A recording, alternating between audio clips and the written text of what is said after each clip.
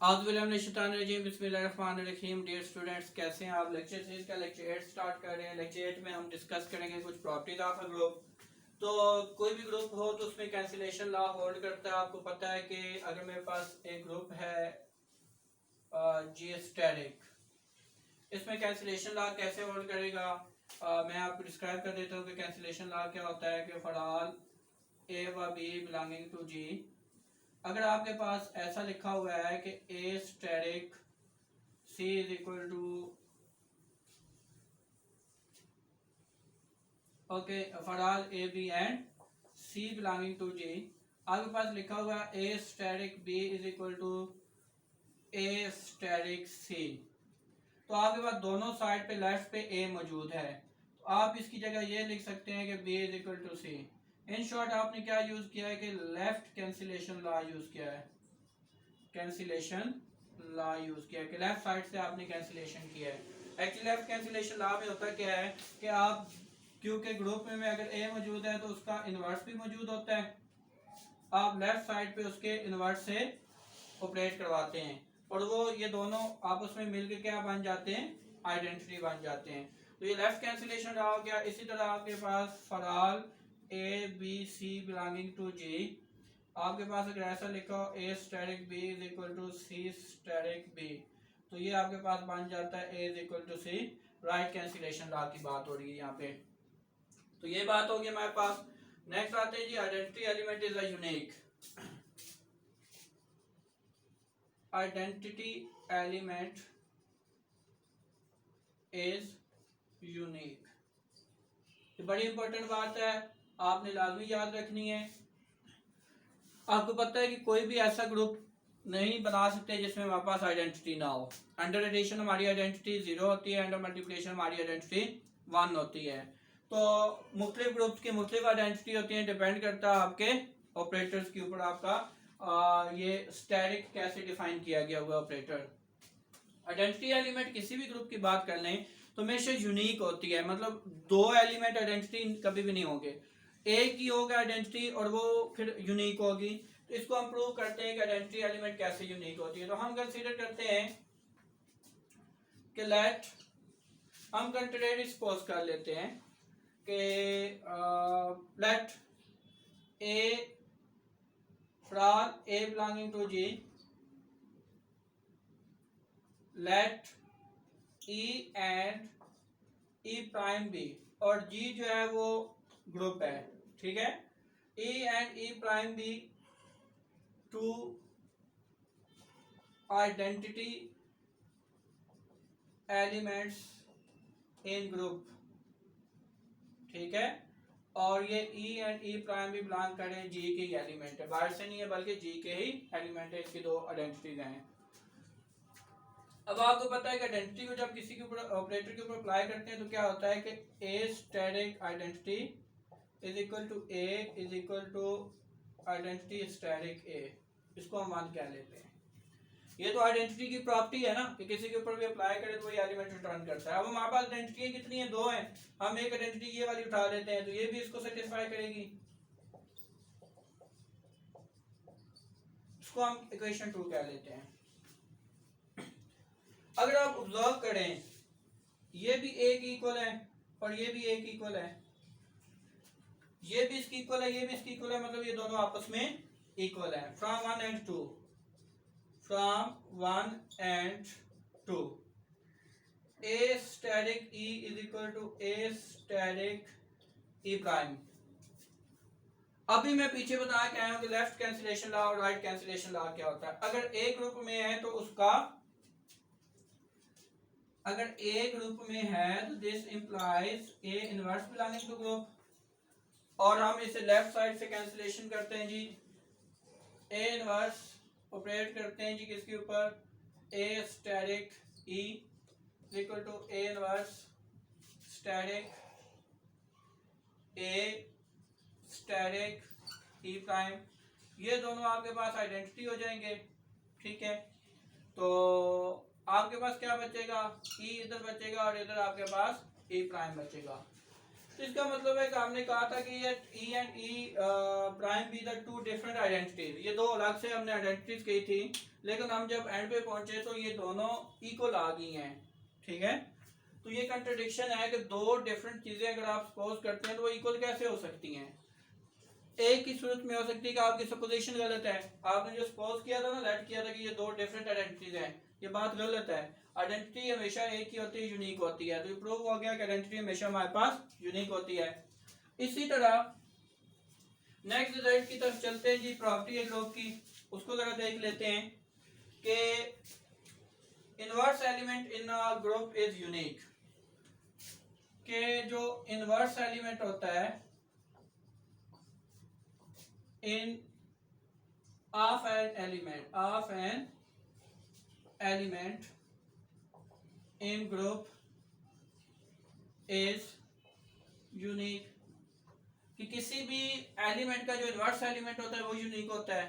हम कहते हैं जी, प्रूव करते हैं जी, लेट मैं दो क्या कहता हूँ कि for all a belonging to G, इस एलिमेंट के लिए d and D prime are two inverse, operator मेरा जो है वो स्टेरिक ही है। ठीक है, तो ये D and D prime are two inverse element of D. मैंने कंट्रेरी सपोज कर लिया है कि उसका एक इनवर्स नहीं, उसके दो हैं, एक डी और दूसरा डी प्राइम है। तो अब मैं चेक करता हूँ कि क्या बनता है। ये मेरे पास बनेगा कि इनवर्स की जो प्रॉपर्टी है उसके अकॉर्डिंग ए स्टेरिक डी, जब किसी को उसके इनवर्स से मल्टीप्लाई करते हैं तो क्या आता है, आइडेंटिटी, और डी स्टेरिक ए भी यही आएगा, इसको 1 कह लेते हैं, और ए स्टेरिक ये दूसरे इनवर्स की बात कर रहे हैं, इसको 2 कह लेते हैं। दो इनवर्स है ना, डी पहला इनवर्स है वो भी इस प्रॉपर्टी को सेटिस्फाई कर रहा है, दूसरा भी इस रिलेशन को सेटिस्फाई कर रहा है। तो फ्रॉम 1 एंड 2 हमने देखा कि a asterisk d is equal to a asterisk d prime. अब लेफ्ट कैंसिलेशन से जब ए खत्म हो जाएगा तो डी बराबर आ जाएगा डी प्राइम के, ये तो बात गलत होगी। हमने कहा था कि डी और डी प्राइम दो डिफरेंट इनवर्स हैं, तो एंड पे तो हमारे पास क्या आ गया, ये दोनों इक्वल हैं। इसका मतलब है कि हमारी सपोजिशन गलत थी, हमने जो बात सपोज की हुई थी कि ये दो डिफरेंट इसके इनवर्स है वो गलत है। इसका मतलब है कि इनवर्स हमेशा यूनिक होता है। नेक्स्ट आते हैं जी, नेक्स्ट हमारे पास एक रिजल्ट है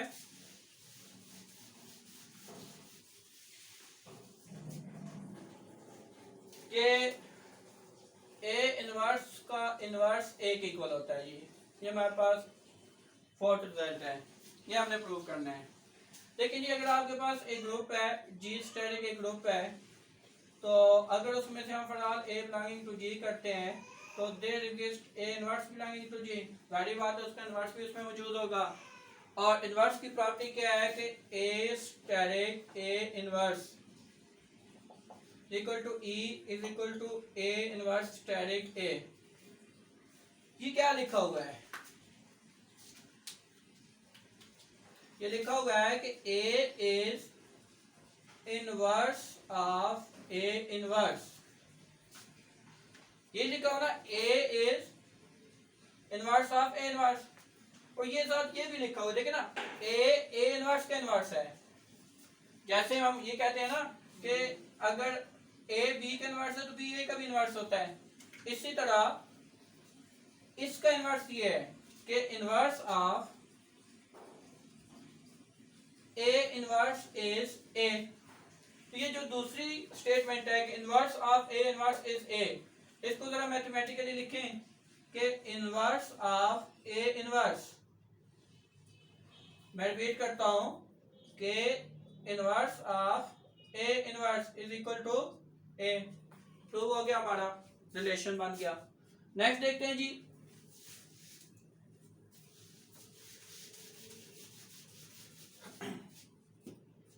हमने प्रूव करना है कि ए बी का इनवर्स हमेशा बी इनवर्स ए इनवर्स होता है। रिजल्ट बहुत ज्यादा यूज होने वाला आगे, इसको अच्छे से समझ लीजिएगा और इसको याद रखिएगा। हम कंसीडर करते हैं, देखिए बच्चों, कि a b into b inverse a inverse,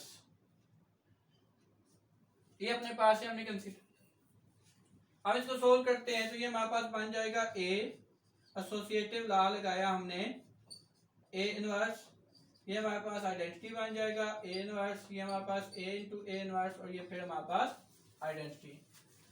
again हम कंसीडर करते हैं जी, सेकंड कंसीडरेशन है, कंसीडर अगेन के b inverse a inverse into a b, ये किसके इक्वल आता है? B inverse a to b inverse, ये आइडेंटिटी हो गया बी इनवर्स बी, और ये आपके पास आइडेंटिटी। तो ये आपका फर्स्ट था a b into b inverse a inverse, आपके पास आइडेंटिटी था, इसको आपने 1 कहा। B inverse a inverse into a b, आपके पास आइडेंटिटी आ गया, इसको आपने 2 कहा। नेक्स्ट हम देखते हैं जी,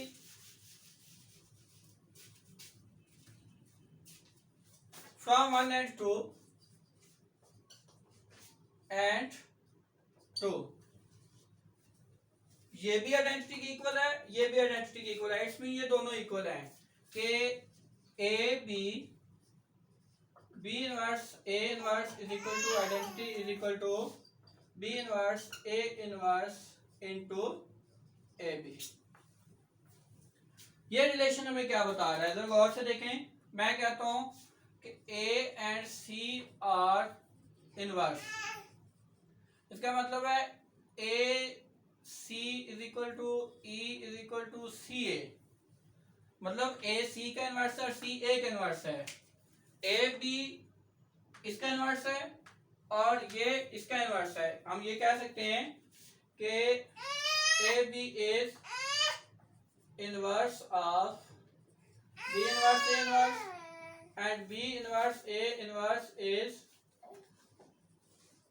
इनवर्स ऑफ ए बी। इस रिलेशन को अगर हम मैथमेटिकली फॉर्म में लिखते हैं कि ए बी का inverse is equal to b inverse a inverse, तो ये हमारा रिजल्ट जो है वो हमने बना लिया।